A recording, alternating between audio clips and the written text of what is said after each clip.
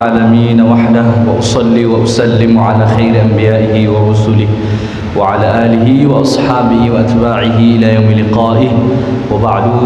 Saya muliakan segenap pengurus Masjid As-Sakinah, Pak Imam dan seluruh jemaah sekalian yang dirahmati Allah Subhanahu wa taala. Ingin bertanya di subuh hari ini, apa kabar semuanya, Pak? Sehat? Alhamdulillah, masya-Allah. Mudah-mudahan kita senantiasa di penghujung-penghujung Ramadan ini dalam kesehatan, keafiatan, dan yang terpenting kita senantiasa diberi Allah nikmat istiqamah.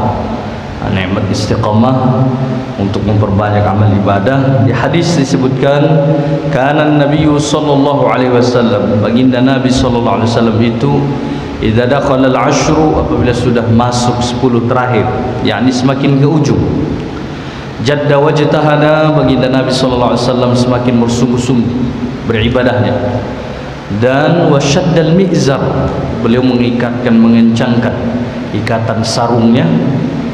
Maksudnya itu serius beribadahnya terus. Dan waiqadha ahlah, tidak cukup itu saja, beliau ikut membangunkan keluarganya. Jadi seorang suami yang saleh, yang baik, dia berusaha juga ingin mengkongsikan kesalehan atau amal ibadahnya kepada keluarganya. Begitu pula istri terhadap suaminya. Baik jemaah yang dirahmati Allah, di pagi yang mulia ini kita membahas seputar salat berjemaah juga. Ini kita agak lebih terfokus kepada, sebelumnya masbuk baik, ini kita lebih terfokus kepada as-sahwu, lupa, keterlupaan dalam solat. Jadi ini cukup penting juga dalam hukum fikih. Jemaah yang dimuliakan Allah, yang pertama, jika dalam solat seseorang misalkan dia lupa sama ada solat, terutama dulu solat sendiri dia misalkan, dalam konteks ini ada kaidah fikih berdasarkan hadis al-aslu baqa'u ma kana ala ma kana. Hukum dasar itu melihat yang asli, yang dia kini. Apa maksudnya Pak Ustaz? Seseorang misalkan dia ragu, Pak, dia ragu 3 atau 4 atau 2 atau 3, 1 atau 2, dan ini biasanya kalau kita sholat sendiri, Pak, itu pertanda bahwasanya syaitan itu memang sangat fokus menggoda orang yang sendiri. Dalam hadis sebutkan salatul mar'i fi jama'atin azkalu min salati fi baitihi wa fi suqi. Salat seseorang berjemaah, dalam keadaan berjemaah, lebih Allah berkahi, lebih Allah tingkatkan derajatnya 27 kali lipat dari solatnya sendiri di rumah atau di pasar, di sendirian. Di hadis itu menariknya, di ujungnya ditambah innama ya'kulu dzi'bu al-qasiyata. Itu hadis sahih. Yang diburu oleh serigala itu biasanya kambing yang suka menyendiri. Itu bahasa kiasan, Pak. Maksudnya kalau kita suka sholat sendiri, syaitan itu akan sangat menggerogoti. Buktinya kalau kita sholat sendiri sering lupa kita tuh, Pak. Coba kita praktekkan sendiri. Jadi sering lupa kita, kadang ini 2 atau 3 nih, 3 atau 4. Itu dalam konteks sholat. Dalam konteks yang lain, kadang wudhu misalkan, saya tadi sudah basuh tangan atau belum? Padahal di tengok tangan dah basah, Pak. Di tengok tangan sudah basah, tapi masih ragu. Itu namanya waswasatus syaitan, bisikan-bisikan dan godaan syaitan. Jadi di hadis disebutkan, justru ada orang misalkan, mohon maaf, dia waktu sholat terasa seperti batal, dia buang angin misalkan, mohon maaf, terasa semacam begitu. Tapi kalau persoalannya, Pak, semacam atau semacam terasa atau seolah-olah, itulah pertanda waswasatus syaitan, bisikan syaitan. Jadi tak usah diperdulikan tuh. Itulah pentingnya hukum fikih. Hukum fikih itu akan membimbing kita insya-Allah tidak dapat digoda oleh syaitan, karena kita sudah memegang kaidah hukum agama yang jelas berdasarkan Al-Quran hadis. Dalam hadis disebutkan kafaqihun wahid asyaddu 'ala syaitani min alfi 'abid. Satu orang yang mengamalkan fikih, yang ahli fikih mengamalkan fikih, lebih terasa sulit oleh syaitan menggodanya dari 1000 ahli ibadah yang tak ahli fikih. Jadi itu sangat jelas sekali. Kenapa? Karena kalau orang yang ahli fikih datang, syaitan menggoda. Oh, saya tidak mengikuti itu, saya sudah mempelajarinya dalam hukum fikih. Kalau demikian tidak perlu harus diperdulikan bisikan syaitan. Jadi kembali tadi Pak, orang yang misalkan dalam sholat dia merasa semacam batal, semacam datang buang angin misalkan, maaf. Dalam hadis, ada hadis sahih riwayat Bukhari Muslim, la yansarifanna ahadukum 'anis salati hatta yasma'a sautan aw yajida riha. Jangan sekali-kali Anda itu berpaling dari sholat, jangan sekali-kali Anda itu membatalkan sholat sampai dia mendengar suara atau mencium bau. Nah, ini apa maksudnya nih Pak Ustaz? Inilah dasar kaidah tadi, bahwasanya hukum dasar tidak batal. Jadi kalau datang ragu-ragu begitu sebelum jelas tidak boleh diikuti. Kira-kira jelas sama yang dirahmati Allah. Tapi semacam keluar Pak Ustaz, mohon maaf, tidak, meskipun dia semacam, asalkan masih semacam Pak ya, belum pasti. Tadi di hadis didengar suara atau dicium bau, itu gambaran betapa harus jelas, harus real. Kalau tidak, syaitan itu sangat suka sekali menggoda manusia. Baik, jadi tadi kalau dia lupa misalkan dalam sholat, apakah, atau dia ragu apakah ini sudah 2 atau 3 atau 4, kaidah agama, kaidah fikih, ambillah yang paling diyakini. Yang paling diyakini itu apa Pak Ustaz? Yang paling sedikit. Yang paling sedikit. Contohnya 3 atau 2, berarti kita ambil berapa Pak? Kita pegang yang berapa? Yang 2. Kalau 3 atau 4 dianggap 3, dipegang 3, berarti tambah 1 lagi. Meskipun kenyataannya Pak Ustaz sudah lebih dari, contohnya zuhur, dia ragu 3 atau 4, 3 atau 4. Jadi karena ragu, tapi ragu itu Pak, syak namanya dalam bahasa Arab, syakun. Kalau syakun itu 50-50, 50-50, ragu. Kalau lebih kuat, misalkan sudah 4 rakaat, berarti itu bukan ragu lagi, itu namanya zon. Zon itu 75% lebih kurang. Kalau lebih berat kita meyakini ini masih 3, berarti otomatis itu disebut waham Pak ya, waham 25, maka fix dikerjakan 3. Ini tadi 50-50, 50 mengatakan sudah 3 rakaat, masih 3 rakaat, 50 mengatakan 4 rakaat. Jadi ambil yang 3, nanti tambah 1 rakaat lagi. Meskipun dalam kenyataannya itu sudah yang kelima, rakaat yang kelima. Jadi manfaatnya di hadis itu disebutkan jika kurang ditambah 1 rakaat berarti menjadi sempurna. Jika lebih, yang real sebenarnya, yang kenyataannya sudah 4, tapi karena ragu tadi ditambah 1 rakaat menjadi 5. Jadi kalau dalam konteks ini irghaman lisyaitan, itu sebagai irgham, membuat syaitan benci dan tak suka. Karena Allah memberikan keringanan, nanti sujud sahwi di ujungnya. Cuma yang dirahmati Allah, sama ada misalkan rakaatnya nanti pas atau sama ada lebih, asalkan tentu saja dia ragu Pak ya. Kalau dia dah zon atau 75%, ini sudah 4 rakaat, tak boleh dia tambah 1 rakaat lagi. Kenapa? Karena itu haram hukumnya, menambah rakaat sholat itu membatalkan sholat dan haram hukumnya. Kira-kira jelas semua yang dirahmati Allah. Itu poin yang pertama. Yang kedua, kalau kita sholat misalkan lalu lupa salah satu rukun, contohnya mungkin banyak pikiran kawan kita tuh kesana kemari, pikiran banyak tanggungan misalkan Pak ya. Jadi dalam sholat dia lupa baca Fatihah. Al-Fatihah itu rukun atau tidak Pak? Rukun sholat.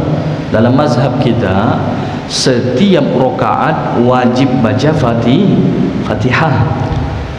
Dan itu sama ada imam, sama ada makmum, sama ada sholat sendiri, sama ada qadhaan, sama ada adaan. seluruhnya wajib baca Al-Fatihah dalam setiap rakaat. Hadisnya apa Pak Ustaz? Dalilnya itu simpel. Hadis riwayat Bukhari Muslim, la salata illa bi Fatihatil kitab. Tidak sah salat seorang kecuali dia membaca Al-Fatihah. Ini hadis riwayat Bukhari Muslim. Ditambah di hadis yang lain, hadis riwayat Imam At-Tabarani dalam kitab Mu'jam beliau, sanadnya hasan, kuat. Fi kulli raka'ah, maksudnya dalam setiap rakaat. Nah, inilah yang dipegang mazhab kita. Ya jemaah yang dirahmati Allah, kita jangan lupa pendapat yang mengatakan tidak membaca Fatihah jika imam sudah baca Fatihah dan surah dengan nyaring. Kapan itu dibaca jemaah yang dirahmati Allah? Imam membaca dengan jahar salat maghrib, terus salat isya, terus salat apa Pak? Subuh, zuhur tidak, asar tidak. Nah, ini kita tidak mendengar. Jadi pendapat yang mengatakan bahwasanya kalau imam membaca nyaring Al-Fatihah dengan surah di 3 salat itu, makmum tidak perlu membaca Fatihah lagi, itu adalah mazhab Hambali, Pak. Itu mazhab Hambali, dan itu kerajaan Arab Saudi sekarang secara umum mereka mazhab Hambali. Nah, ini kadang mohon maaf saudara kita itu berangkatnya haji atau umrah, dia nampak orang tak ada baca Fatihah di sampingnya, tak didengar misalkan. Maka jemaah yang dirahmati Allah, kita jangan mengamalkan karena ikut-ikutan saja. Kadang pulang ke tanah air tiba-tiba tak baca Fatihah lagi, tak baca Fatihah lagi, atau pulang ke tanah air tak mau kunut lagi. Ya Pak, yang mazhab Syafi'i, atau tak mau baca usolli lagi. Sebenarnya Pak, itu yang kita sampaikan. Kalau dikatakan mana lebih ahli, lebih bagus pengamalan orang di Masjidil Haram, di Masjidil Nabawi dari kita, jawabannya iya, memang di sana. Tetapi itu jangan dijadikan dalih. Ada sebagian saudara kita kadang disebut, coba perhatikan saudara-saudara, di Mekah itu orang pakai usolli atau tidak? Dijawab masyarakat tidak. Di Mekah Madinah itu dibaca kunut atau tidak? Tidak. Mana lebih bagus imam Masjidil Haram dari imam di kita?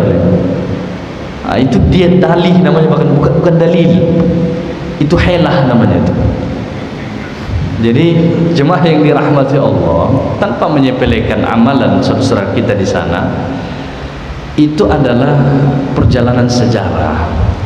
Jadi Mekah Madinah itu dulu pernah juga berpuluh-puluh tahun berkunut ketika Salahuddin Al-Ayyubi memimpin umat Islam. Dan Salahuddin Al-Ayyubi itu, Sultan Salahuddin Al-Ayyubi, dia mazhab Syafi'i tulen.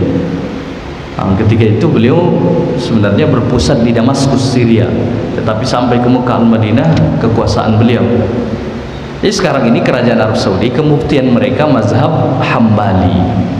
Jadi jangan gara-gara itu kadang kita terkecoh dan mengkelabuhi, tidak boleh Pak. Saya pernah mendengarkan itu, makanya saya jelaskan. Jadi dulu pernah juga di Mekah Madinah itu bermazhab Syafi'i, mazhab Hanafi, mazhab yang 4 itu. Selama ada dalilnya kita tidak boleh fanatik. Jadi cuman masyarakat awam kita jangan dibingungkan. Jangan dibingungkan begitu. Karena dalil di agama ini bukan secara pengamalan di Mekah Madinah saja, Al-Quran dan hadis. Yang dijadikan pedoman adalah Al-Quran dan hadis. Baik jemaah yang dirahmati Allah, tadi itu membaca Fatihah adalah rukun di mazhab kita dalam setiap rakaat. Nah, ini kita pegang. Jadi Pak Ustadz, kalau imam membaca begitu, kapan saya baca Fatihah? Bacalah ketika imam itu selesai Fatihah. Biasanya ada jeda sedikit, diusahakan dibaca di situ. Jangan tidak dibaca Pak, karena dalilnya lebih kuat. Tadi hadis riwayat Bukhari Muslim sahih. Yang kedua hadis riwayat Imam At-Tabarani dengan sanad yang hasan. Dan itu dijelaskan oleh Imam Ibnu Hajar dalam kitab beliau Fathul Bari. Baik jemaah yang dirahmati Allah, konteksnya seorang dia lupa baca Fatihah misalkan. Banyak pikiran kawan kita tuh. Tiba-tiba Allahu Akbar, imam daruku. La ilaha illallah, dalam hatinya saya belum baca Fatihah. Dalam konteks ini bagaimana Pak? Kalau dalam konteks ini dia wajib lagi membaca Fatihah, tapi dia agak lajukan, namun tetap sah di tajwid, baik, jangan pula terlalu laju. Dia baca Fatihah, terlambat dia 3 rukun panjang, ditoleransi hukum fikih. Yang disebut rukun panjang itu ruku misalkan imam sudah ruku, Allahu Akbar, dia lupa Fatihah, dia tadi makmum ini, jadi dia baca Bismillahirrahmanirrahim, Alhamdulillahirrahmanirrahim, dia baca, jangan dulu ruku dia bersama imam. Kalau dia ikut dari awal, kalau dia masbuk itu ditanggung imam. Nah, mohon dibedakan jemaah yang dirahmati Allah, ini dari awal dia ikut, hanya saja entah kemana pikiran, lupa dia baca Fatihah. Jadi jemaah yang dirahmati Allah, dia baca dulu Fatihahnya, imam selesai ruku, 1 rukun panjang, tadi 3 ditoleransi. I'tidal tidak dihitung, karena i'tidal meskipun dia rukun, tapi rukun pendek, tidak dianjurkan panjang-panjang lama-lama. Sujud pertama, sujud tentu saja imam, dihitung rukun kedua, masih boleh dia, imam misalkan sudah sujud pertama, dia masih baca Fatihah, belum selesai juga, masih ditoleransi. Duduk di antara 2 sujud itu rukun pendek, tidak rukun panjang, Pak, tidak dihitung. Sujud kedua, ini rukun ketiga. Kalau lewat sujud kedua, kawan kita tuh belum selesai Fatihah juga, tapi itu jarang ya, biasanya tidak sempat segitu selesailah Fatihah. Kalau misalkan sangat lambat sekali bacaan Fatihahnya sehingga selesai rukun ketiga dia belum dapat imam, maka dalam konteks ini dia batallah solat berjamaahnya, tak dapat dia pahala berjamaahnya, Pak. Kenapa? Karena hukum fikih telah memberi toleransi 3 rukun yang panjang itu. Biasanya ruku saja bersama i'tidal sudah selesai, nanti dia ruku lagi, i'tidal, di sujud dia sudah dapat bersama imam. Kira-kira jelas teman-teman. Itu konteksnya Pak Ustadz, dia ingat di rakaat kedua atau di rakaat berikutnya, ya Allah, dalam hati dia misalnya, tadi rakaat pertama saya yakin persis tak baca Fatihah, lupa saya. Ada jenis orang misalkan begitu, Pak, dan itu kemungkinan saja bisa terjadi bagi kita. Makanya ulama mengkaji hukum itu penting. Dalam konteks demikian berarti rakaat yang pertamanya tanpa membaca Fatihah, tapi catatannya dia zon 75% yakinnya ataupun 100% dia tak baca Fatihah. Kalau ragu-ragu tidak perlu diperdulikan, tetap lanjut. Kira-kira jelas semua. Jadi kalau misalkan dia memang fix, oh tadi rakaat pertama saya tak baca Fatihah, dalam hatinya jangan diucapkan. Kalau diucapkan batal salatnya. Ya Allah, rakaat pertama saya tak baca Fatihah, saya bilang dalam salat. Ini pasti batal salatnya, tak boleh. Dalam hati maksudnya.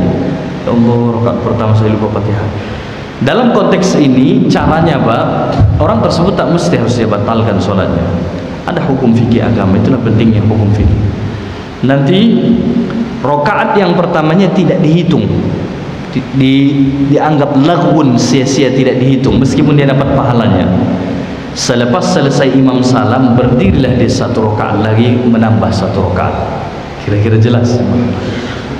Seperti masbuk dia, Pak. Kenapa? Karena rakaat yang tidak dia baca Fatihah tadi itu rukun Fatihah, dianggap tidak memenuhi syarat ataupun dianggap sia-sia, tidak dihitung dia, Pak. Makanya dia tambah 1 rakaat. Jadi kalau kita misalkan nampak orang, Pak, kata Buya Hamka, semakin seseorang sempit pikirannya, misalkan dia pemandang laut, luaslah pikirannya, semakin seorang luas wawasan ilmunya, tak selalu menyalahkan kecuali dalilnya jelas. Contohnya kalau kita misalkan sholat berjamaah, lalu kawan kita tuh 4 rakaat sholatnya, berdiri dia 1 rakaat lagi, la ilaha illallah, ini orang dah paham baru kayaknya. Jangan langsung begitu, Pak. Kenapa? Bisa saja tadi dia lupa Fatihah, makanya dia tambah 1 lagi. Makanya kita harus berbaik sangka, tak boleh langsung kita buruk sangka. Ini lain pula lah kawan nih, orang 4 rakaat dia 5 rakaat. Jemaah yang dirahmati Allah, bisa saja dia lupa Fatihahnya. Baik, itu konteksnya, Pak. Cukup penting juga persoalan hukum yang satu itu, karena bisa saja seorang karena banyak cobaan ujian dia lupa itu. Ada orang kadang misalkan, Pak, kita panggil namanya tak menyahut dia. Jangan dulu disangka dia sombong. Mungkin saja dia lagi banyak memikirkan sesuatu. Manusia itu wa khuliqal insanu dha'ifa, manusia itu diciptakan dalam keadaan lemah. Ada misalnya dia dirundung satu masalah sehingga kita panggil pun tak menyahut misalkan. Nah, itu bisa saja. Baik, selanjutnya itu dua hukum penting. Yang ketiga, kalau lupanya itu dalam konteks yang dilupakan tadi rukun, kalau itu rukun. Yang sunat, mohon diperhatikan jemaah yang dirahmati Allah. Sunat dalam sholat itu terbagi dua. Yang sunat dalam sholat terbagi dua. Pertama sunat ab'ad, yang kedua sunat hayat. Sunat ab'ad ini dia di bawah, persis di bawah posisi rukun yang wajib. Ruku, sujud, i'tidal ini rukun.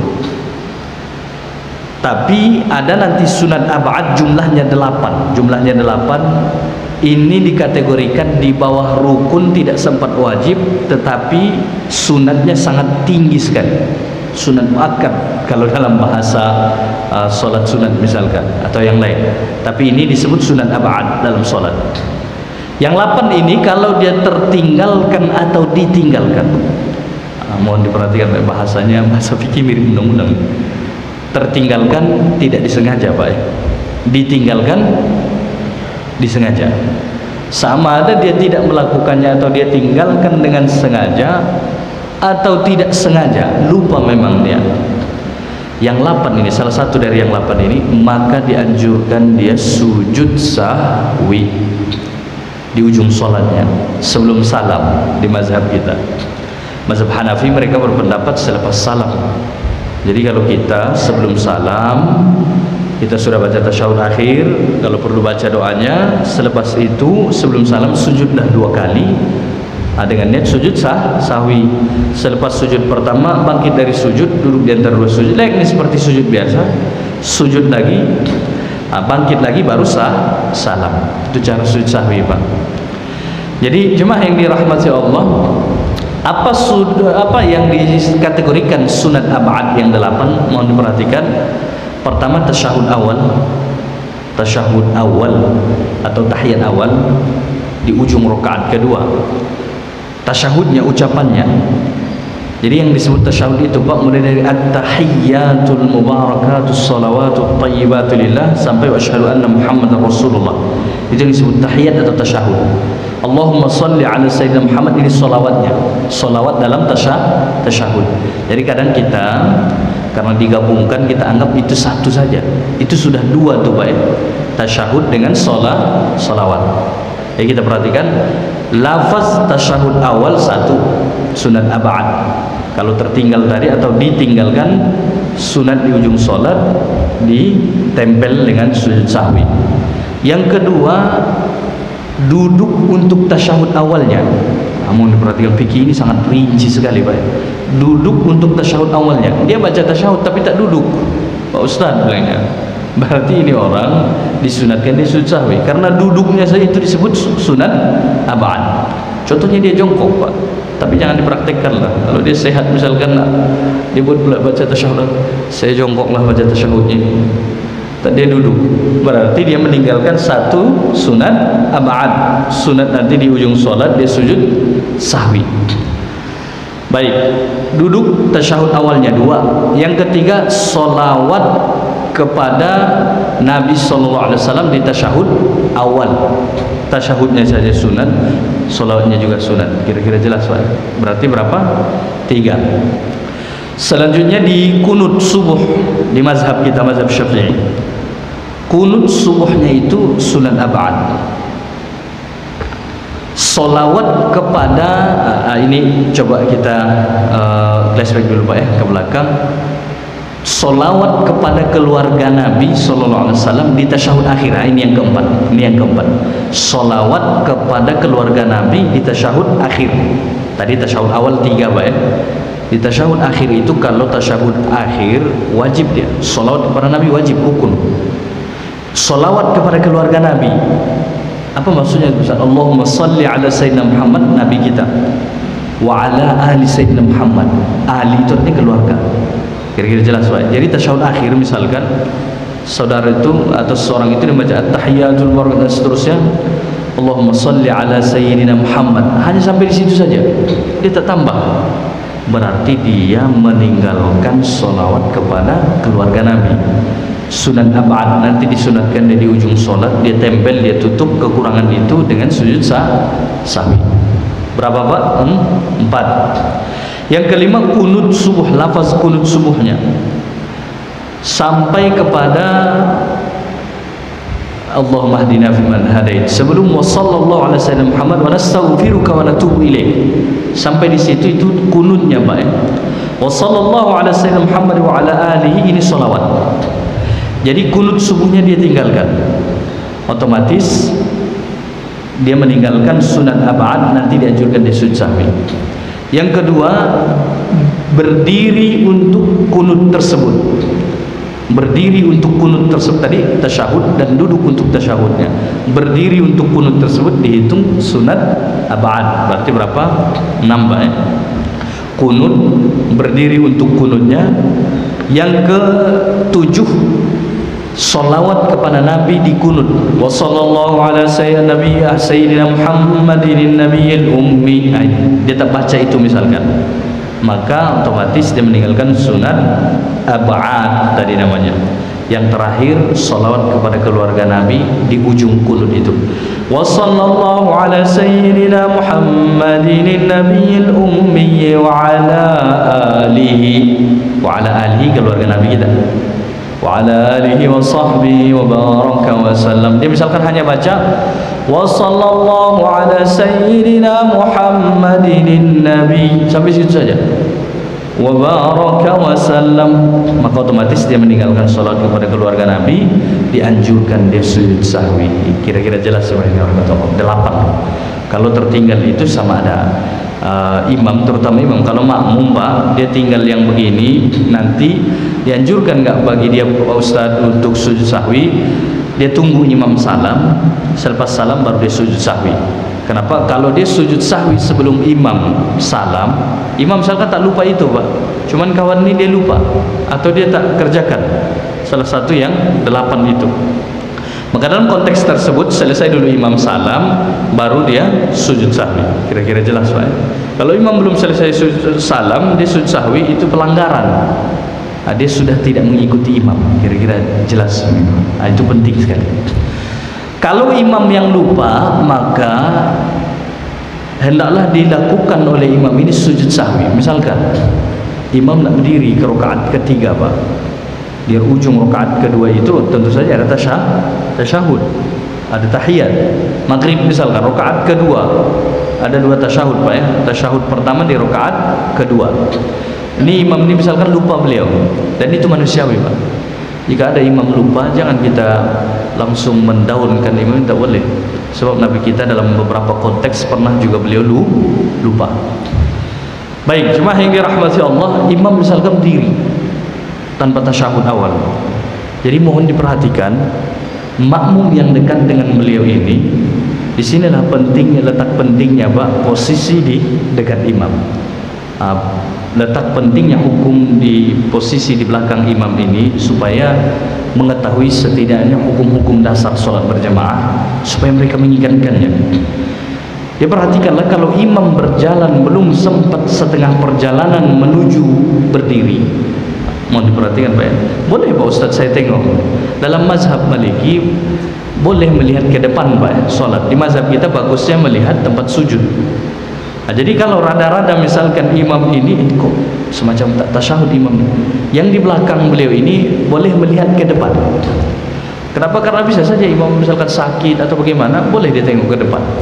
Dalam konteks itu, kalau dia nampak imam sudah nak berdiri tapi belum sempat setengah perjalanan Pak, diperkirakan saja, maka sunatlah dia mengingatkannya subhanallah. Tapi bagusnya Pak yang di belakang ini, jangan pula yang di ujung sana pula subhanallah di ujung sana. Yang di sini tak mengingatkan. Jadi itulah posisi pentingnya di belakang imam. Baik. Tapi kalau sudah lewat setengah perjalanan Pak, menuju berdiri, tidak perlu diingatkan lagi. Ini catatan penting, tidak perlu diingatkan lagi. Kenapa Pak Ustaz? Karena kalau dia sudah lebih setengah perjalanan, dia sudah dihitung masuk kepada rukun sholat berikutnya, yaitu berdiri di rakaat ketiga. Kalau ditimbang dari segi hukum fikih, tadi tasyahud awal hukumnya apa Pak? Sunat ab'ad namanya, di bawah rukun. Sedangkan berdiri rakaat ketiga itu rukun. Kaidah fikih berkata tidak boleh meninggalkan yang wajib, yang rukun demi mengejar yang sunat. Jadi kalau imam tadi sudah setengah menuju berdiri, berarti beliau dihitung sudah masuk ke rukun berikutnya. Tak boleh lagi meninggalkan rukun itu beliau demi mengejar tasyahud awal. Solusinya apa Pak Ustaz? Nanti di ujung solat sujud sahwi, tetap sempurna solatnya. Itulah manusia, kita bisa lupa dan tersalah. Jadi kadang ini cukup penting Pak. Ada sebagian jemaah atau masyarakat kita kadang meskipun imam sudah berdiri, mungkin niatnya baik karena supaya ada tasyahud awal, tetapi itu tadi hukum fikihnya harus kita timbang dengan benar. Jadi kalau imam sudah berdiri, biarkan saja. Tidak perlu diingatkan lagi untuk tasyahud awal. Kalau seandainya diingatkan pun, bagi imam sepatutnya beliau pasti paham, patutnya imamnya paham, jangan lagi dia duduk. Ada yang mengingatkan misalkan sudah lebih setengah berdiri, subhanallah. Jadi nanti imam ini tak mesti harus duduk lagi, dia lanjutkan saja. Dan dia ingat pengingat tadi itu yang disampaikan makmum supaya di ujung sholat di sujud sahwi. Kira-kira jelas sebagai rahmat Allah. Jadi ada satu kejadian, kita dulu ditanya Pak ya, bahkan dalam satu kajian pengurus masjidnya menanya itu, saya tak sebutkan di mana masjidnya. Ada kejadian konteksnya seperti itu Pak, sang imam lupa tasyahud awal, lalu bingung sebagian jemaah yang paham, mohon maaf, langsung dia tetap ikut imam. Ada di saf kedua itu seseorang itu dia membatalkan sholatnya. Dia membatalkan sholatnya, maksudnya dia mufarokoh Pak ya, bahkan dia batalkan di penjelasan pengurus masjid, dia batalkan Pak. Selepas dia batalkan, dia ajak pula yang di saf kedua itu supaya mereka berjemaah. Mereka buat berjemaah, padahal jemaah yang tadi masih tetap melangsungkan. Jadi dalam konteks ini pengurus masjid bertanya, Pak Ustaz bagaimana hukumnya? Jawabannya ada 3 pelanggaran tuh Pak ya. 3 pelanggaran, mohon maaf, dan itu cukup serius dalam hukum fikih sebenarnya tuh, yang dilakukan oleh, mohon maaf, saudara kita yang membatalkan sholatnya ini dan mengajak orang lain supaya membuat jemaah yang baru. Pertama Pak, itu tadi di hukum fikih, imam itu kalau sudah berdiri tidak mesti harus dipaksakan lagi, beliau harus balik ke tasyahud awal. Satu. Yang kedua, membatalkan sholat tanpa ada uzur, alasan yang mendesak, itu haram hukumnya. Kecuali misalnya sakit perut betul orang lain, uzur dia. Kalau dalam keadaan sakit perut betul, assalamualaikum warahmatullahi wabarakatuh, dia batalkan sholatnya dan dia pergi untuk menunaikan hajatnya. Kira-kira itu baik, mohon diperhatikan. Selain itu, Al-Quran berfirman, wala tubtilu a'malakum. Kalau kalian sudah memulai satu amal, jangan batalkan. Tak boleh dibatalkan. Kita berhadapan dengan Allah. Kalau tidak ada uzur, tidak boleh dibatalkan. 2 Pak ya. Yang ketiga, beliau membuat jemaah yang baru padahal jemaah masih ada, ini pelanggaran hukum juga. Jadi 3 di situ tuh Pak. Jadi bagaimana dong Pak Ustaz? Tadi itu caranya. Kalau sudah diingatkan imam, masih sebelum setengah perjalanan, ingatkan. Kalau sudah lewat, tak mesti harus diingatkan lagi supaya beliau datang. Karena tadi supaya tasyahud awal. Karena tadi sudah ditetapkan hukumnya seperti itu. Tetap kita ikuti, nanti di ujung sholat sujud sahwi. Itulah pentingnya jemaah yang dirahmati Allah. Tatanan hukum fikih itu sangat rapi, dijelaskan oleh ulama kita berdasarkan dalil. Baik jemaah yang dimuliakan Allah, itu yang sama ada misalkan yang ditinggalkan tasyahud awal tadi, atau tasyahud yang 8, salah satu yang 8 itu. Dalam sholat, sunat yang kedua itu istilahnya sunat hayat. Dalam kitab Syarqawi Pak ya, atau kitab Tuhfatul Tullab, itu kitab fikih yang dipelajari di pondok-pondok pesantren. mazhab kita, mazhab Syafi'i, pengarang kitabnya itu membahas sesuai dalil lebih dari 41 sunat hayat dalam sholat. Apa maksud sunat hayat Pak Ustaz? Sunat di bawah derajat sunat yang 8 tadi itu, abad. Contohnya apa? Membaca zikir ketika sujud, ketika ruku. Apa yang kita baca ketika ruku? Pak, Subhana rabbiyal azim wa bihamdi 3 kali. Nah, ini hukumnya sunat hayat. Kalau kita tinggalkan pun tetap sah solat, tak perlu sujud sahwi, tapi berkurang pahala. Kalau sengaja makruh hukumnya. Berarti tak apa-apalah. Ini kawan kita misalkan dia solat Pak ya, Allahu Akbar, zikir-zikir itu semua, sujud, ruku, tidak, dia tak baca total. Sah tak solatnya Pak Ustaz? Sah. Tetapi ibarat pohon tak ada buahnya nanti Pak, atau ada buahnya tapi sedikit sekali, merugi dia, berkurang, makruh hukumnya.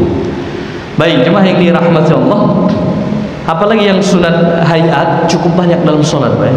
Cara mengangkat tangan misalkan, cara mengangkat tangan ketika takbiratul ihram, yang rukun itu takbirnya, Allahu Akbar, ucapannya itu yang rukun. Mengangkat tangan ini sunat hayat, mengangkat tangan sejajar dengan bahu atau sejajar dengan telinga, ujung telinga, ujung jari. Tidak mesti dekat Pak ya, tidak mesti harus begini. Ada kadang saudara kita disangka karena sejajar dengan telinga, disangkanya harus didekatkan begini. Tidak Pak ya, dia sejajarnya itu agak jauh saja, dan itu pun diperkirakan saja, tidak mesti harus pas-pas sekali. Orang misalkan harus sejajar betul, itu tidak dianjurkan dalam hukum fikih itu Pak ya. Dia perkirakan saja, Allahu Akbar, sejajar dengan bahu. Buat lagi nanti telinga, diperkirakan saja, Allahu Akbar. Cukup seperti itu saja, tidak mesti harus dibuat sentimeter ukurannya Pak ya, karena terlalu berlebihan yang begitu. Jemaah yang dirahmati Allah, itu sunat hayat di bawah dari sunat abad. Kesimpulannya dalam salat itu ada dua kategori sunat. Satu sunat abad, jika tertinggal atau ditinggalkan disunatkan sujud sahwi. Pak Ustaz, sujud sahwi itu fungsinya karena lupa. Sujud sahwinya pun lupa juga. Dia dah lupa tadi Pak ya, di ujung salat lupa pula dia sujud sahwi. Bagaimana dalam konteks ini? Ada dua pandangan ulama kita Pak. Jadi yang paling afdal, selepas selesai salam dia takbir lagi. Dia takbir dalam keadaan duduk untuk sujud sahwi. Allahu Akbar, dia untuk sujud sahwi. Selepas itu dia sujud sekali, bangkit dari sujud, duduk di antara dua sujud, sujud lagi. Itulah cara sujud sahwi Pak ya. Bangkit lagi baru assalamualaikum warahmatullahi, assalamualaikum warahmatullahi. Ini yang lebih afdal. Tapi dia takbir Pak ya, dan dia sebelum bercakap-cakap dengan orang, sebelum ada perbuatan yang di luar sholat. Misalkan dia lupa kunut Pak, lalu dia sudah salam, dan sebelum salam dia lupa pula sujud sahwi, dan dia masih ingin mengamalkan lebih afdal. Sebenarnya sholatnya sudah sah Pak ya, karena tadi kunut itu sunat abad, sujud sahwinya juga sunat abad, bukan wajib. Jadi itu pun lupa dia, maka lebih afdal baginya takbirnya Allahu Akbar, bukan berniat sholat lagi, tapi berniat untuk sujud sahwi. Seperti itu ya, takbir untuk sujud, takbir untuk duduk dan terus sujud, sujud lagi baru salam, bangkit baru salam. Kalau Bapak menjumpai orang seperti itu ada dalil hukumnya, itu yang paling afdal. Yang kedua, boleh saja dia tak lakukan lagi total. Dia tak lakukan sujud takbir lagi untuk sujud sahwi, tapi ini lebih afdal yang pertama tadi. Kira-kira jelas semakin rahmati Allah. Baik, itu tadi beberapa hukum yang cukup penting untuk kita pahami dalam konteks lupa. Terakhir Pak, sebelum sesi masukkan kritikan ataupun pertanyaan, kalau ada penambahan sujud sahwi itu bahasanya ada satu khusus Pak ya, dalam kitab fikih ulama kita. Kalau ada penambahan dalam sholat atau pengurangan dalam sholat, kalau pengurangan dalam sholat itu wajib. Kalau yang dikurangkan dalam sholat itu, yang dikurangi, yang tidak dikerjakan dalam sholat berbentuk rukun, wajib dikerjakan. Seperti yang kita sampaikan tadi, Fatihah dia tak baca, rukun, berarti dia mengurangi rukun sholat. Dalam konteks ini sujud sahwi nanti tidak dapat menutupi kekurangan orang tersebut yang meninggalkan Fatihah, karena dia mengurangi rukun sholat. Kalau hanya sujud sahwi saja, dalam Pak Ustaz saya di rakaat pertama lupa saya baca Fatihah, cukup nanti di ujung sholat saya sujud sahwi saja sebagai gantinya, itu tidak bisa Pak. Kenapa? Karena rukun wajib harus dikerjakan. Jadi caranya macam mana? Itu tadi dia tambah 1 rakaat baru dia sujud sahwi. Misalkan di rakaat pertama sujud di rakaat, setiap rakaat itu berapa kali Pak? Sujud 2 kali. Sujud pertama Allahu Akbar, lepas itu Allah berdua dan sujud. Selepas itu sujud lagi Allah 2 kali sujud. Ini kawan kita ini entah kenapa dia sekali aja sujud, lepas itu langsung berdiri. Misalkan begitu Pak, berarti mengurangi rukun sholat. Ini tidak bisa kalau hanya digantikan dengan sujud sahwi. Dia mesti nanti tambah 1 rakaat. Tak mesti dia harus balik lagi ke rakaat itu. Lanjutkan mengikuti imam kalau mengikuti imam. Kalau sholat sendiri lanjutkan sholatnya, nanti tambah 1 rakaat lagi, yang itu tidak dihitung. Itu kalau pengurangan. Jadi pengurangan itu tetap kita tambah, kita kerjakan, yakni kita tambah 1 rakaat dan ditempel nanti dengan sujud sahwi. Jadi 2. Dikerjakan kembali rukun tersebut dengan menambah rakaat, karena itu tidak dihitung, plus sujud sahwi. Kalau penambahan rakaat itu otomatis hanya dengan sujud sahwi saja. Misalkan 4 rakaat salat asar, kawan tuh dia karena misalkan yakin dia masih 3, dia tambah lagi. Menurut dia 4 rakaat, hakikatnya sudah 5 misalkan. Contohnya imam. Nah ini cukup penting Pak, pernah kejadian juga. Imamnya takbir menuju rakaat kelima, makmum fix mengetahui semuanya itu rakaat kelima. Padahal sholat zuhur itu berapa rakaat? 4 rakaat. Berarti penambahan. Dalam konteks itu yang pernah kita jumpai itu kita jadi makmum Pak, sang imam lupa beliau, dan itu manusiawi. Beliau berdiri menuju rakaat ke-5 dan para makmum bimbang Pak. Ada yang mengikuti beliau ke rakaat ke-5, ada yang duduk. Tapi sebelum beliau berdiri menuju rakaat ke-5, yang di belakang beliau tidak mengingatkan. Kita di samping sana mengingatkan subhanallah. Dan beliau masih lanjut ke rakaat ke-5. Dalam konteks ini, jemaah yang dirahmati Allah, bagaimana hukumnya bagi kita makmum yang mengetahui persis itu menuju rakaat ke-5? Kita tidak boleh lagi mengikuti imam dalam konteks itu menuju rakaat ke-5. Kenapa? Itu pelanggaran hukum fikih. Jadi bagaimana caranya? Itu bagi makmum 2 pilihan. Yang paling afdal, dia tetap duduk tasyahud, dia baca sampai sempurna. Dia baca doa setelah tasyahud juga, dia tunggu imam. Selesai imam nanti dan duduk lagi imam tasyahud akhir. Setelah tasyahud akhir imam salam, assalamualaikum warahmatullahi, assalamualaikum warahmatullahi, baru makmum ini salam. Nah ini cukup lama beliau menunggu, dan ini yang paling afdal. Tapi dia tak mengikuti. Cara yang kedua, boleh dia langsung mufaraqah, bukan mufarqah, mufaraqatul jamaah. Dia langsung memisahkan diri dari berjamaah. Dalam hatinya dia tak mengikuti imam lagi, karena imam menambah rakaat tadi, langsung dia salam. Langsung saja dia salam, assalamualaikum warahmatullahi. Dia selesai tasyahudnya, salam dia. Tapi ini derajatnya di bawah yang tadi, lebih bagus dia tunggu Pak. Bagaimana status sholat orang yang mengikuti imam Pak Ustaz? Kalau dia jahil atau mohon maaf dia belum tahu hukumnya, dia ikut dengan imam. Kan Pak Ustaz mengikuti imam wajib deh. Padahal yang wajib itu dalam konteks tidak melanggar hukum fikih agama. Dalam konteks itu dia ikuti imam karena dia tidak tahu hukumnya. Tak boleh pada dasarnya. Maka dalam hal ini dimaafkan hukum fikih. Nanti di ujung solat kalau dia paham dia sujud sahwi, kalau dia tak paham tak sujud sahwi pun sah solatnya. Kira-kira jelas jemaah yang dirahmati Allah. Tapi kalau makmumnya misalkan sudah tahu hukumnya, dia tahu hukumnya tidak boleh mengikuti imam dalam konteks menambah rakaat, dia tetap berdiri dengan begitu saja dengan sengaja, batallah solatnya itu dan batal solat berjemaahnya. Kenapa Pak? Dia sengaja menambah rokaat. Rokaat zuhur itu 4. Nah, kalau dia sadar dan dia tahu. Nah, tapi kalau dia misalkan tidak tahu hukumnya, itu diberikan keringanan oleh hukum agama. Baik. Jemaah yang dirahmati Allah, kira-kira jelas dalam persoalan ini.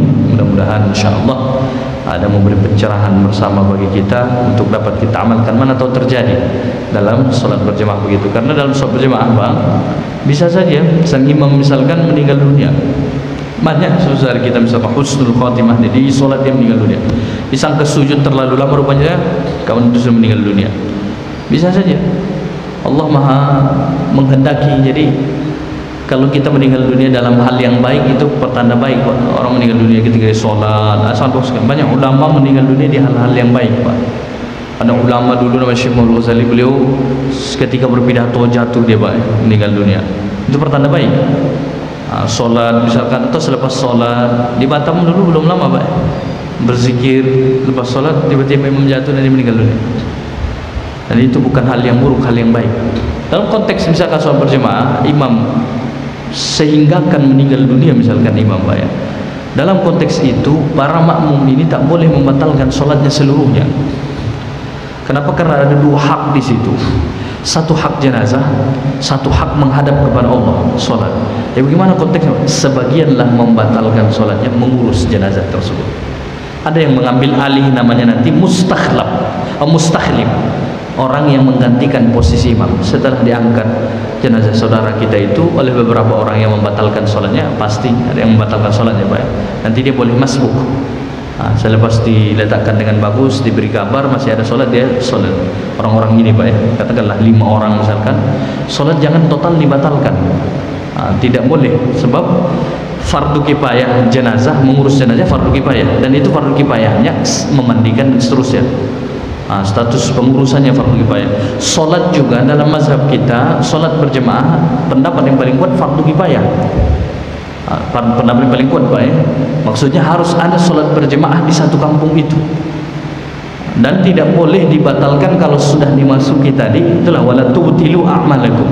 Dalam konteks itu Pak Ustaz tega sekali, bukan tega tuh Pak ya, karena ada 2 hak Allah, hak jenazah saudara kita itu. Kira-kira dapat dipahami Pak? Jadi sebagian mengurus jenazah saudara kita itu, sebagian tetap melanjutkan sholat dan ada yang menggantikan imam.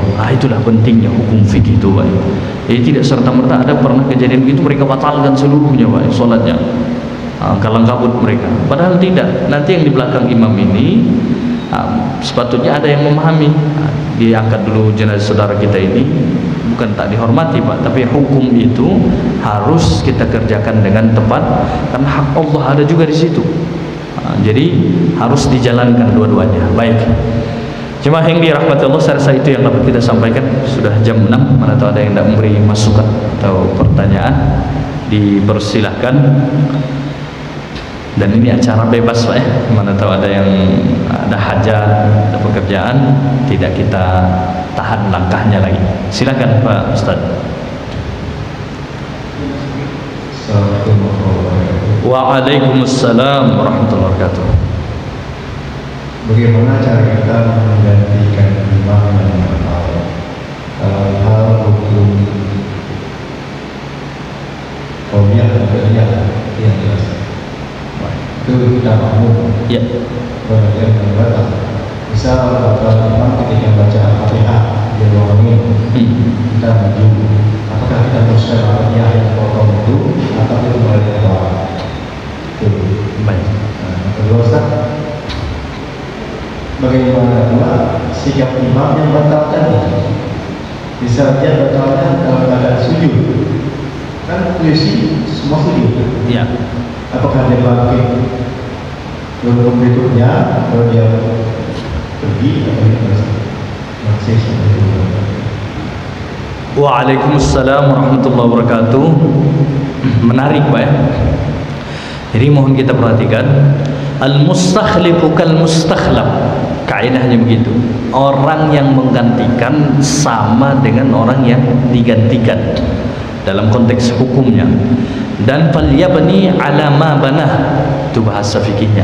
Hendaklah dia lanjutkan apa yang dilakukan oleh imam tersebut. Jadi misalkan dalam ihdinas siratal mustaqim, masih di situ bacaan imam, batal imam kita tersebut.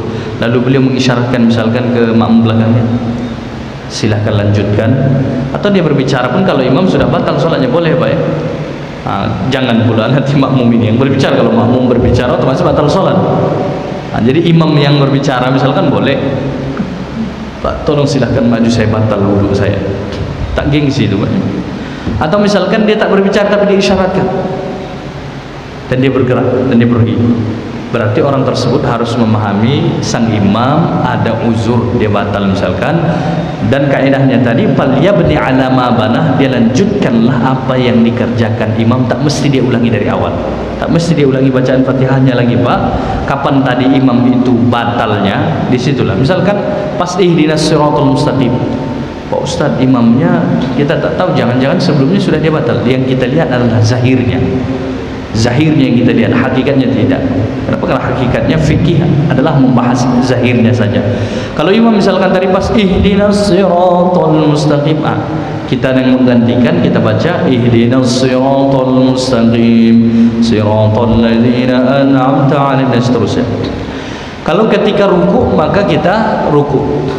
Dalam konteks tadi, ini yang kedua, kita menggantikan posisi imam tadi itu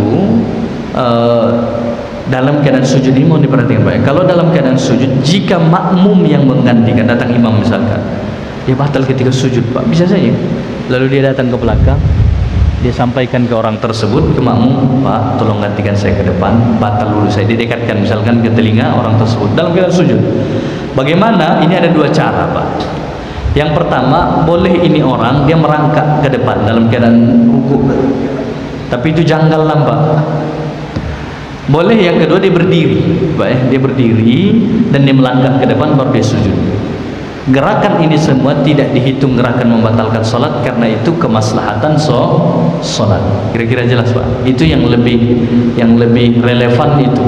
Dia berdiri dulu, baru dia berjalan ke depan, baru sujud. Takut nanti kalau dia merangkak ada tembok di depan, bahaya, dia nampak jelas. Kalau dia sujud begitu nanti bergerak saja ke depan, bahaya. Tapi bolehkah begitu? Boleh. Baik, yang kedua, bagaimana sikap imam itu tadi? Sikap imam ini dia jangan menahan diri Pak ya. Ada orang kadang mohon maaf karena dia anggap aduh malu lah, batal wudhu saya nanti jemaah tahu. Kau sudah batal. Dalam hukum agama itu tegas, tidak boleh melanjutkan sholat dalam keadaan kita berhadas. Dan itu tidak kita lanjutkan. Nanti kalau kita lanjutkan, kita menanggung dosa Pak ya. Kenapa? Karena melakukan ibadah yang disyaratkan toharoh suci di situ dalam keadaan tidak kita penuhi, itu haram hukumnya. Dan yang kedua, kita mengkhianati makmum, karena makmum yang mereka tahu imam oke-oke saja, tidak dalam keadaan hadas. Kalau kita lanjutkan dan kita akan menanggung, jemaah itu sah salat mereka. Kenapa? Mereka tidak tahu, mereka tidak tahu. Jadi dalam konteks itu imam jangan sungkan. Makanya sebagian masjid Pak ada kamar khusus bagi imam, pintu khusus, pintu khusus. Jadi dia keluar dari situ. Tapi kalau tidak ada itu bagaimana Pak Ustadz? Dia terobos atau bagaimana? Dia teroboslah saf yang kira-kira mana lebih mudah untuk dia mengakses tempat wudhu. Jadi misalkan boleh Pak Ustadz menerobos itu kalau dalam konteks yang tadi itu namanya emergensi Pak, darurat. Boleh dia terobos, pas dia berwudhu nanti ikut dia sholat berjemaah lagi, dalam posisi dia bukan imam lagi. Jadi sebenarnya hukum fikih itu sangat sederhana sekali, tidak gengsi kita di situ, harus disampaikan. Baik, kira-kira demikian Pak Ustadz. Jadi ada sebagian ulama mengatakan kalau dia imam itu batal wudhu misalkan, dia tutup hidungnya mau keluar itu supaya makmum tahu belajar. Dan ini dibahas oleh sebagian ulama fikih yang lain, tak bagus. Cukup dia sampaikan saja kepada makmum tadi yang dekat di belakang beliau itu, dan diusahakan makmum tersebut memang harus paham supaya dia bisa menggantikan. Baik, ada lagi jemaah yang dirahmati Allah, silahkan.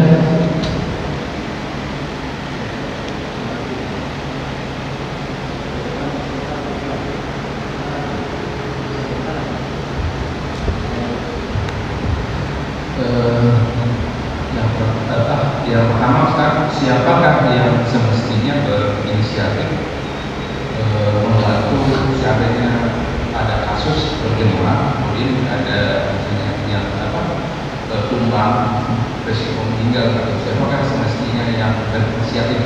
Karena kadang-kadang kan beberapa kalau kita lihat kan ada kejadian-kejadian video ada sebagian yang sepertinya nggak peduli gitu. Ada salah satu jemaah yang jatuh gitu. Dan itu yang pertama, Ustaz. Terus yang kedua, ada kasus juga, Ustaz, ketika berjemaah ada salah satu jemaah itu kebetulan dia ada uzur sakit jantung, Ustaz. Sakit jantung, dia itu tidak mampu sujud lama gitu. Kebetulan imamnya itu sujudnya itu melebihi kemampuan dia itu untuk sujud lama, sehingga ketika dia sujud mengikuti imam, dia sesak luar biasa sehingga dia duluan duduk, Ustaz. Gimana sebenarnya? Terima kasih, Ustaz. Baik, cukup menarik Pak ya. Jadi siapa yang berinisiatif itu dikiaskan dengan persoalan Pak, orang yang sedang puasa lalu terjadi banjir bandang, dia melihat ada orang yang hanyut Pak, butuh pertolongan. Dalam konteks ini otomatis kalau dia mengejar itu pasti dia akan masuk air ke hidung atau mulutnya, batal puasanya.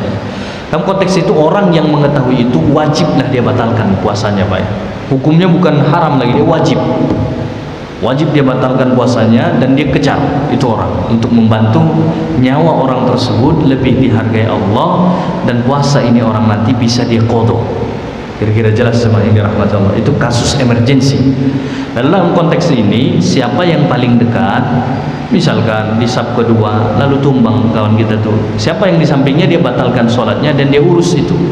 Kalau tak bisa satu orang, misalkan dia yang di sampingnya lagi dia diajak, Pak batalkanlah sholatnya, kita bantu ini orang. Kalau tak ada orang di luar Pak ya, atau ada orang di luar misalkan, siapa yang paling dekat, siapa yang paling mengetahui, maka dia wajib.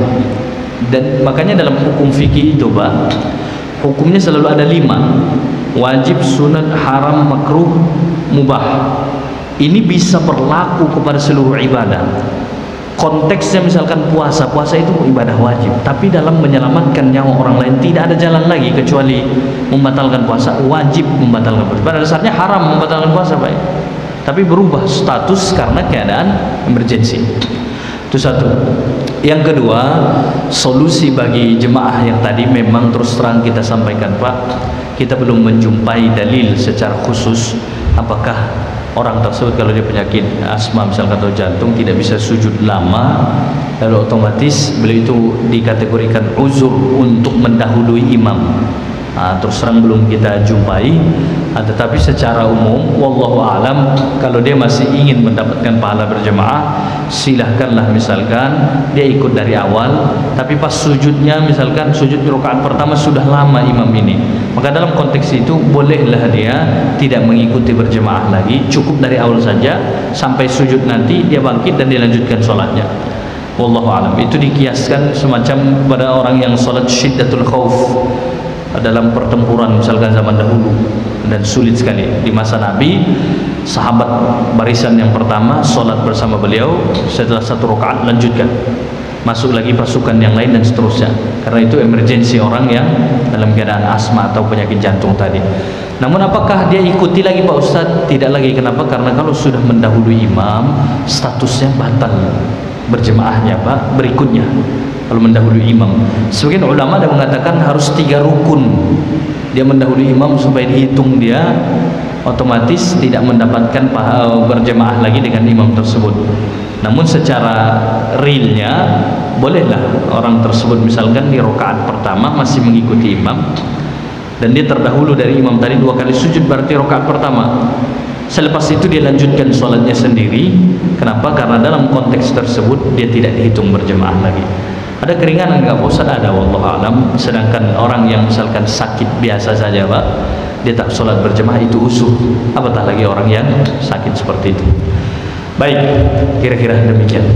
Ada lagi jemaah yang dirahmati Allah? Baik, mungkin ini yang terakhir Pak Haji ya, silakan Pak Haji. Assalamualaikum warahmatullahi wabarakatuh. Waalaikumsalam warahmatullahi wabarakatuh. Ada 3 Masya Allah. Bismillah, bisa. Pertama tentang kunut sholat subuh. Ya. Yang kedua tentang sujud sahwi. Jemaah yang masuk ketika rakaat kedua posisinya masih di rakaat pertama, lalu jemaah ini yang masuk dia ikut mengaminkan doa imam. Lalu rakaat kedua itu apakah dia membaca kunut lagi atau tidak perlu membaca kunut? Yang kedua, ini saya pernah berjemaah di luar masjid juga. Ketika sujud sahwi, yang imam itu melakukan 2 kali sujud sahwi. Apakah ini memang ada dalilnya? Yang ketiga, tentang bacaan kunut itu sendiri, imam tentu awal pembacaan doa tentu dijaga, kemudian sir sampai imam itu melakukan sujud. Nah, jadi pertanyaan saya yang ketiga ini, apakah memang demikian ada dalilnya separuh daripada bacaan sempurna kunut itu harus jahar dan sebagian akhirnya harus sir? Ini kan Ustaz. Terima kasih. Baik, jemaah yang dirahmati Allah, menarik. Mari kita perhatikan bersama. Al-masbuqu yaf'alu ala tertibi salatih. Orang yang sholat masbuk, dia melakukan sesuai urutan sholatnya. Nah, ini kaedahnya, Pak. Jadi kalau misalkan subuh, memang bagus pertanyaan beliau ini. Konteksnya beliau terlambat misalkan masbuk ini, dan imam di rakaat kedua, otomatis imam kunut, Pak. Dan ini orang masih 1 rakaat, apakah dia disunatkan ikut kunut? Sunat, dan dia sunat mengaminkannya dalam konteks itu, karena dia makmum mengikuti imam. Innama ju'ilal imamu liutamma bi hadisnya. Imam itu ditetapkan supaya diikuti. Kalau imam kunut kita. Selanjutnya, kalau nanti beliau imam sudah salam, pasti menambah 1 rakaat lagi, karena dia baru 1 rakaat. Dalam konteks itu tetap dianjurkan beliau kunut. Kenapa? Karena kaidah yang pertama tadi, orang yang sholat masbuk, dia mengikuti melakukan sholatnya sesuai urutan sholat dia. Karena kunut yang tadi itu mengikut imam, bukan kunut untuk dirinya. Karena kunut itu pada dasarnya dilakukan di rakaat kedua. Ini beliau masih 1 rakaat makmum nih. Karena dia terlambat, tapi dia dianjurkan mengikuti imam. Kira-kira jelas? Jadi dia 2 kali kunut tuh, 2 kali kunut. Namun kunut yang pertama dia mengaminkan saja, tapi mengangkat tangan. Kunut yang kedua dia baca untuk kunut dirinya. Nah, itu sama seperti Rasulullah maghrib. Dia datang di rakaat kedua, dia masih rakaat pertama tasyahud. Rakaat kedua imam tasyahud akhir, ikut tasyahud dia. Nanti dia tambah 1 rakaat. Berarti rakaat terakhirnya tasyahud terakhir. Berarti berapa kali tasyahud dia, Pak? 3 kali tasyahud dia dalam konteks itu. Baik, itu yang pertama. Yang kedua tentang tadi imam yang sir, Pak. Yang kedua mohon diperjelas, Tuan aja. Sujud sahwi 2 kali. Saya ingin perjelas, sujudnya itu sujud dulu, bangkit dari sujud, baru sujud lagi, Pak. Atau bagaimana? Ya.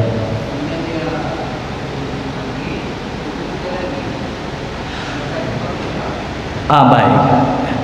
Jemaah yang dirahmati Allah, sebenarnya memang itulah cara sujud sahwi. Jadi sujud sahwinya itu 2 kali. Karena kalau sujud 1 saja dalam sholat tidak ada sujud 1, Pak. Yang ada itu adalah sujud 2 kali, termasuk sujud sahwi. Penggantinya itu, jadi contohnya fil alamina innaka hamidum majid, dan dia baca doa setelah tasyahud misalkan. Selepas itu Allahu Akbar, sujud sekali. Allahu Akbar, bangkit dari sujud, duduk di dalam 2 sujud. Selepas itu Allahu Akbar, sujud lagi.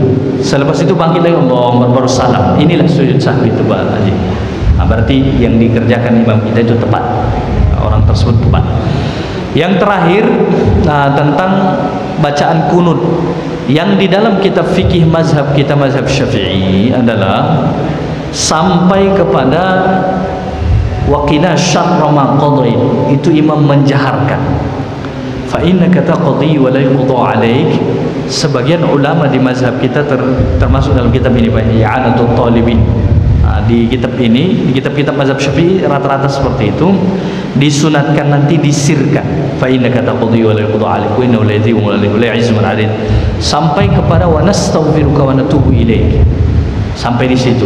Wassallallahu alaihi wasallam Muhammad dijaharkan. Kenapa Pak Ustaz disirkan tadi itu? Itu karena sebagian ulama mengatakan fa innaka taqdi wa la yuqda alaik itu tidak dihitung doa lagi. Itu sana pujian kepada Allah.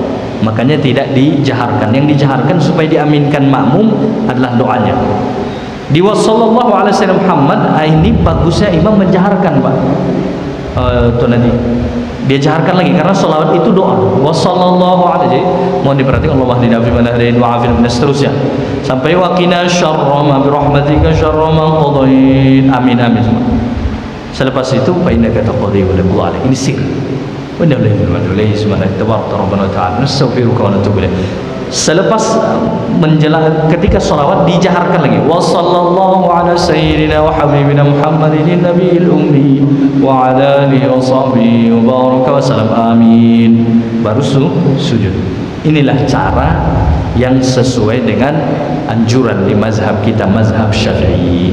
Pak Ustaz, kunutnya dijaharkan semua atau kunutnya tidak dijaharkan semua, disirkan semua. Dalam fikih Islam tetap sah dan itu tetap mendapatkan sunnah, namun lebih afdal yang tadi, Pak. Sebab dalam konteks anjuran kunut itu tidak ditetapkan harus jahar semua, harus sir semua. Sebagiannya harus jahar, kalau kata-katanya harus, Pak, ya. Tapi yang ditetapkan ulama sunat kunut dan sunat mengaminkan kunut. Jadi kalau konteksnya mengaminkan kunut berarti makmum sepatutnya harus mendengar mereka doanya. Tapi misalkan ada imam dia kunut diam saja, kita tak dengar, hanya untuk diri beliau saja, tapi dia mendoa Allah, kita tetap amin, amin, amin. Selepas itu nanti wassallallahu alaihi wasallam Muhammad selesai dan imam sujud, kita ikut sujud, tetap dapat pahalanya. Jadi dalam persoalan itu lapangnya. Karena dalam mazhab kita kunut subuh itu adalah sunat muakkad, tidak sempat rukun, tidak sempat wajib. Kira-kira jelas sunat. Alhamdulillahirabbil alamin.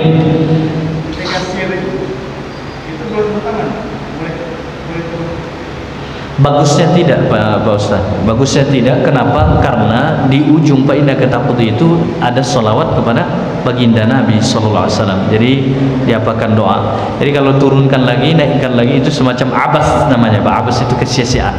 Padahal jaraknya tinggal sedikit. Dan ini menarik. Apakah perlu diusapkan ke wajah, Pak Ustaz? Di dalam mazhab kita lebih afdal tidak diusapkan ke wajah, tangan kita. Yang dianjurkan itu di luar sholat untuk mengusap ke wajah dua tangan kita. Misalkan kunut, tak usah diusapkan ke wajah lagi, dibiarkan saja. Ustaz, ada yang menyebutkan tangan kita itu tidak boleh dipegang lutut dan kaki, harus langsung ke tempat sujud bilangnya. Ini tidak mesti, Pak, ya. Bisa tersungkur kita nanti dibuatnya. Bisa tersungkur kita dibuatnya, ya, kalau kita memaksakan diri begitu, dan itu tidak dianjurkan ulama kita. Silahkan saja tetap dipegang katakanlah lutut kita ketika nak sujud, layaknya seperti sholat biasa. Yang dianjurkan tadi berdoa kunutnya itu diangkat tangan. Kalau dalam konteks yang tadi ada yang seperti itu, Pak, tak boleh itu, kawan, harus nanti tangan kita yang berdoa itu harus langsung ke tempat sujud bilang. Nggak boleh kita sentuhkan dengan fisik kita yang lain termasuk lutut bilangnya. Itu sulit, Pak. Baik. Ya. Bangkit dari sujud sajadah. Allah alam, Pak Imam, Pak Ustaz, itu sesuai dengan bihasabil maslahah, kemaslahatan. Katakanlah kalau mohon maaf saudara kita itu agak besar badan, jadi boleh dia istirahat sebentar untuk naik. Tapi tidak ada ketentuan mesti harus tumaninah, tidak. Yang tumaninahnya itu ketika sujud sajadahnya itu ada bacaannya. Jadi jangan pula Allahu Akbar tak ada bacaan total di sujud sahwi, itu tak boleh. Tapi kalau selepas sujud sahwi duduknya itu tidak disyaratkan harus ada tumaninah. karena yang disunnahkan itulah sujudnya, bukan selepas sujudnya langsung tegak. Nah, jadi layaknya seperti ketika kita bangkit dari sujud yang lain. Cuman kalau sujud yang lain ada duduk istirahat, namun ini tidak, dia langsung menuju berdiri lagi, karena itu tidak dihitung rakaat, dia dihitung sujud. Baik, alhamdulillah, saya rasa itu dulu Bapak-bapak sekalian. Mudah-mudahan ada manfaatnya. Terima kasih perhatian, dan semoga apa yang kita kaji dinilai Allah sebagai ibadah yang ikhlas kepada-Nya. Amin ya rabbal alamin. Nasallallahu ilman nafi'a wa amalan salihan wa qabulan 'indakum, faqihna fid din wa 'allimna ta'wil wa ja'alna minas salihin al-muslihin. Allahumma fa'alna bima 'allamtana wa 'allimna ma yanfa'una wa zidna 'ilman nafi'a. Allahumma inna na'udzubika min 'ilmin la yanfa'u, min qalbin la yakhsha', min nafsin la tash'ur, min da'watin la yustajabu laha. ربنا آتنا في الدنيا حسنة وفي الآخرة حسنة وقنا عذاب النار. وصلى الله وسلم على سيدنا محمد وعلى آله وصحبه أجمعين والحمد لله رب العالمين. Terima kasih perhatian, mohon maaf kekurangan. Kita sudah ini kepada majlis. Subhanakallahumma bihamdik, asyhadu an la ilaha illa anta, astaghfiruka wa atubu ilaik. Assalamualaikum warahmatullahi wabarakatuh.